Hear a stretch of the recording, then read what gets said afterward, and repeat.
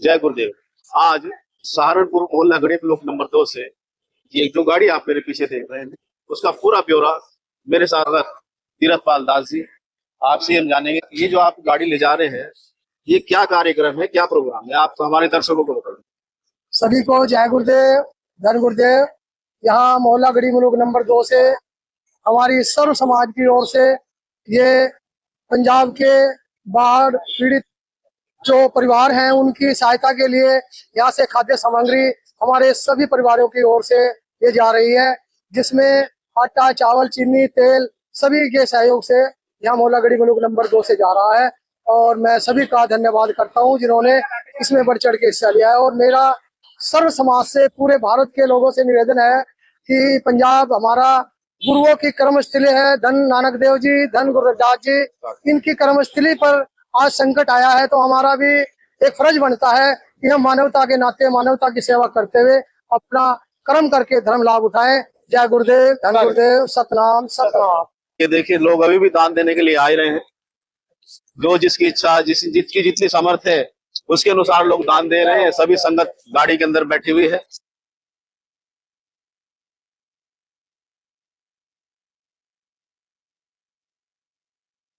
यहाँ हम पहुंच चुके हैं। इस रास्ते को अभी हम आए हैं और ये रहा श्री गुरु रविदास मंदिर, जो कि यहाँ पर जिसे डेरा बोलते हैं। और ये जगह बहुत पॉपुलर है, मतलब यहाँ पर कपाल मोचन का वो मेला लगता है। फिलहाल हमें बिलासपुर, जो कि हरियाणा में पड़ता है, और ये जो सेवा का सामान है जो कि पंजाब जाएगा वो यहीं से ही जाएगा।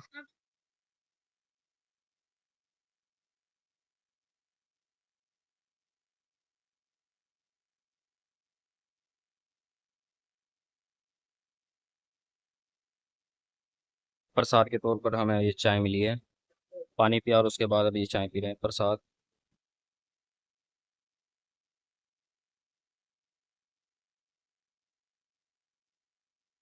हम उनका सहयोग तन मन धन से करेंगे और मालिक से भी अरदास करेंगे, जहां हमें उनका साथ लंबे समय तक देने की इच्छा रखनी चाहिए। क्यों, दुख की घड़ी होती है, मकान हमारे सैलाब भी हो जाते हैं और बर्तन जो कपड़ा है हमारा सब भीग जाता है, तो हमें कपड़े की भी हेल्प, अन्न की भी हेल्प, और तन से कोई जाकर वहां पर सेवा कर सकता है, सेवा भी लगा सकते हैं।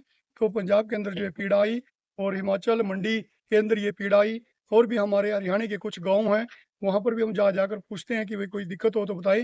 तो हमारे यहाँ यूपी से गढ़ी मलूक नंबर 2 से सात संगत संत जी लेकर आए। उन्होंने भी ये गाड़ी कुछ सामान की लेकर पहुंचे हैं, जिसमें सामान सभी है। और बक्करवाड़े की सात संगत जो यहाँ की ग्राम पंचायत है, तो वो भी लोग यहाँ पर सामान लेकर पहुंचे हैं। तो हम भी डेरे के अंदर रजाई, बिस्तरे, कपड़े और राशन यहाँ पर रखा हुआ है, वो भी हम तैयार करके, जब भी हमने कुछ लोगों को बोला हुआ है कि भाई हमें ये बताएं सामान देने की, जहाँ ज़रूरत है वहाँ पर हम बचाएं। तो हम मंडी से फ़ोन आया था कि भाई हमारे यहाँ कुछ लोग हैं जिनको बिस्तरों की ज़रूरत, कपड़ों की ज़रूरत है, तो हम वो भी लेकर पहुँचेंगे। और उसके साथ साथ जो ये सामान जितना है, चाहे हम 1 महीना 2 महीना, इसी तरह हम उस परिवारों की सहायता करते रहेंगे। ये नहीं कि हम एक परिवार की, सर्व मानवता के लिए ये संदेश है कि कहीं भी आपको ये कमी महसूस दे, इस कमी के अंदर हम सब सहयोग करें। और डेरा बाबा लाल दास कपाल मोचन अपने गुरु महाराज जी की अरदास से और सभी संगत की अरदास से प्रार्थना करता है कि गुरु महाराज उन परिवारों के अंदर दया दृष्टि बख्शना, और उन पर जो कष्ट है उस कष्ट का निवारण करना। ये कष्ट किसी पर ना आए, ये दास की अरदास है। जो जीव, जो पशु पक्षी हैं, उनके ऊपर भी कष्ट है, उस कष्ट के लिए भी हम अरदास करते हैं, उस कष्ट का निवारण गुरु महाराज उनके जो जल्द ही, वो जो जल है जल्द ही अपने धरती के अंदर उसको समाकर, और अपने इस कृपा से, इस जल से और इस अरदास से आप अपनी दया दृष्टि बख्श कर ये हम सब पर दया करें, सब जीवों के ऊपर दया करें। ये जो प्रसाद भोग जहाँ भी बटेंगे, तो वहाँ पर आपकी अपार कृपा हो, वहाँ पर शांति हो, और जो कष्ट है कष्ट का निवारण हो। ये गुरु जी की वाणी से हम अरदास विनती करते हैं कि जैसे गुरु जी ने कहा कि धर्म की एक फल, संत मिले 4 फल, सतगुरु मिल जाए तो अनेकों फल। तो आज हमारा पूरा देश, हमारी पूरी स्टेटें धर्म भी कर रही हैं और सतगुरु की वाणी से अरदास विनती भी कर रहे हैं। गुरु के चरणों में खड़े होकर जहाँ भी इंसान खड़े हुए अरदास कर रहा है कि हम लोग कहीं भी कष्ट में हैं, उस कष्ट का निवारण हो। जैसे गुरु जी ने अपने दोहे के अंदर भी कहा कि ओम नमो सतगुरु विदास तुझे चरण कमल की आस, कि जो दुख पाप का नाश सोम सोम काटे जम हंस। तो ये हमारा संकट मोचन दोहा हम सब जपें और अपने कष्ट का निवारण करें। और दास ही अरदास करता रहेगा कि कहीं भी कष्ट है, गुरु महाराज उस कष्ट का निवारण करें। जय गुरुदेव, धन गुरुदेव, बोलिए सतगुरु रविदास महाराज की जय। तो ये डेरा बहुत पुराना है।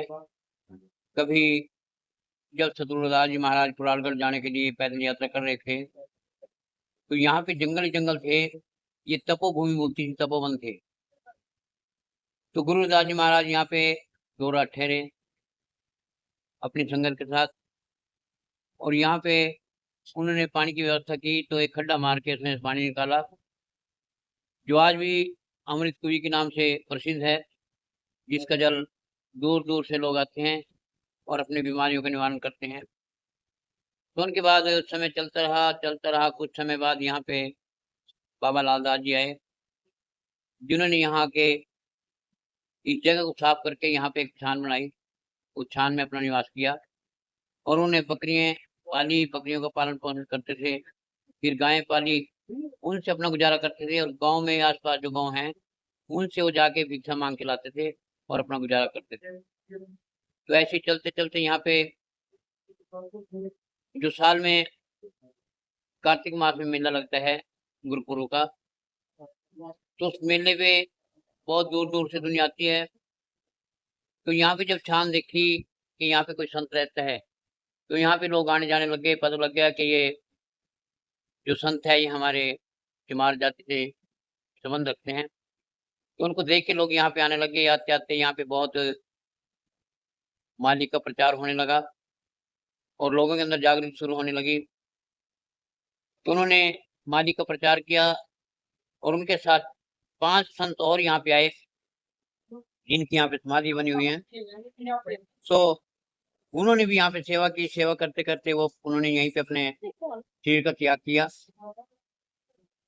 तो उसके बाद जब बाबा लालदास जी महाराज जी का नाम सतगुरु रामदयाल जी महाराज जी ने सुना, जो के पास में एक गांव है, जब उनकी शादी हुई, भमनौली गांव है, तो महाराज जी भमनौली में जब ब्याने आए तो भमनौली के लोग यहाँ से जुड़े हुए थे।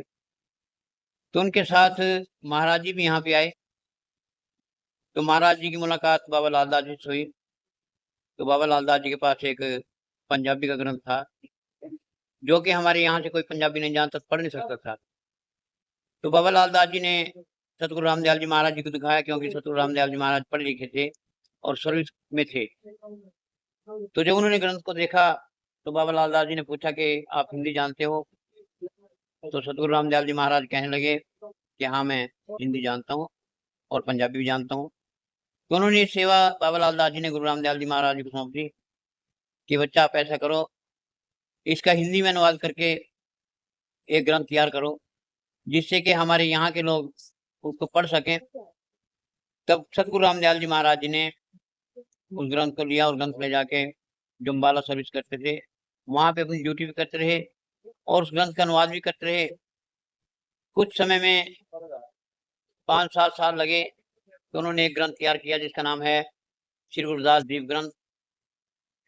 तो ग्रंथ तैयार करके उन्होंने पब्लिक में उसको बांटा और एक गुटका तैयार किया जो घर घर पहुंचाया, जो हिंदी में अनुवाद करके लिखा गया। तो महाराज जी ने घर घर जाकर महाराज जी की वाणी का प्रचार प्रसार किया और लोगों को जागृत किया।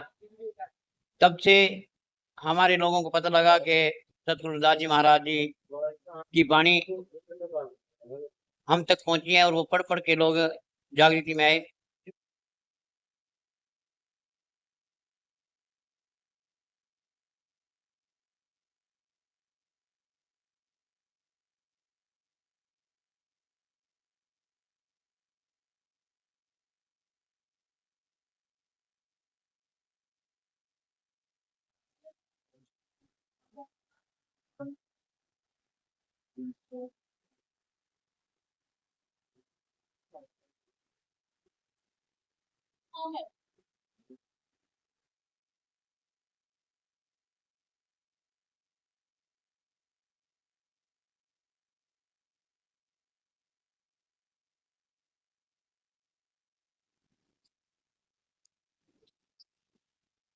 और ये बहुत ही ज़्यादा प्रसिद्ध है। और देखिए वहाँ पर यहाँ पानी भरा हुआ है बारिश के कारण, क्योंकि यहाँ पर पानी जो स्तर है वो बहुत ज़्यादा है, और सामने पाइप के थ्रू मोटर लगा रखी है और उससे पानी निकल रहा है यहाँ का। यहाँ तक पानी था वो सारा निकाल दिया गया है। कुआं देख रहे हैं, जिनके बारे में यहाँ के सेवादारों ने भी बताया कि जो गुरु रविदास थे उन्होंने यहाँ पर ठहर कर इस कुएं से पानी पिया था जब वो खुरालगढ़ के निकलने वाले थे।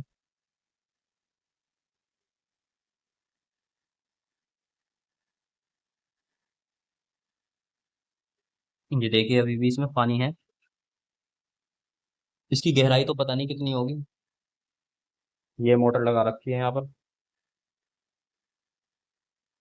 और यहाँ पर इसी कुएं का पानी पिया जाता है। और जिनके बारे में सेवादार बता रहे थे कि गुरु जी के बाद भी यहाँ एक गुरु आए थे, शायद ये उनकी तस्वीर है।